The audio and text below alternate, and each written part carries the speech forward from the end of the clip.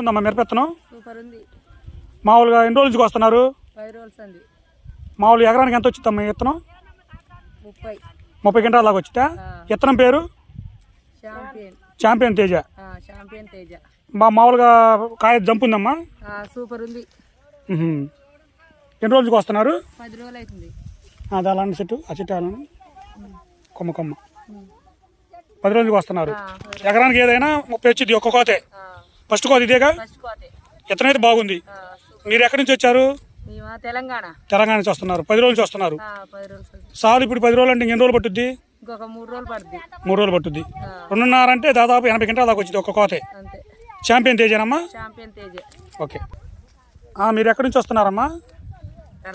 తెలంగాణ నుంచి వస్తున్నారు. ఎన్ని రోజుల నుంచి వస్తున్నారు?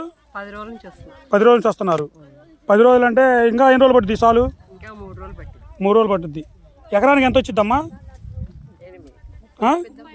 30 క్వింటాల దాకా వచ్చింది. ఫస్ట్ కోత అనేది ఫస్ట్ కోత. విత్తనం పేరు ఛాంపియన్ తేజ. బాగుందమ్మా కాపు మామూలుగా. ఇది ఒకసారి ఇటాను కొమ్మని తగిలేసి దాన్ని అక్కడ ఇక్కడ పెట్టుకో.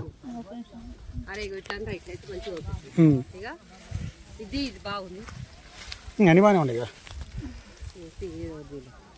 దీన్ని ఇట్లా పట్టుకో, ఇట్లా రేపు. విత్తనం బాగుందమ్మా. ఎన్ని రోజుల నుంచి వస్తున్నారు మీరు?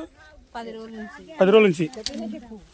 మామూలుగా ఇది 10 రోజుల నుంచి అంటే ఎన్ని రోజులు పట్టుద్ది సార్? ఇది 3 రోజులు పట్టుద్ది. విత్తనం పేరు గుర్తుందమ్మా? ఛాంపియన్ తేజ్ అని చెప్పారు వాళ్ళు. కాయ మంచి రంగు ఉంది.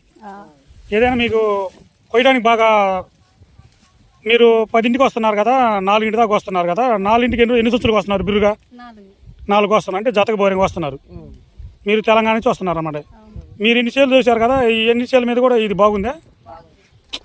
నేను చెప్పడం కాదు, మీకు ఎలా అనిపిస్తుంది? ఇదే బెటర్గా ఉంది బాగా కాయ కొయ్యటానికి కూడా. విత్తనం పేరు చెప్పండి అమ్మా. ఛాంపియన్ తేజ. ఛాంపియన్ తేజ.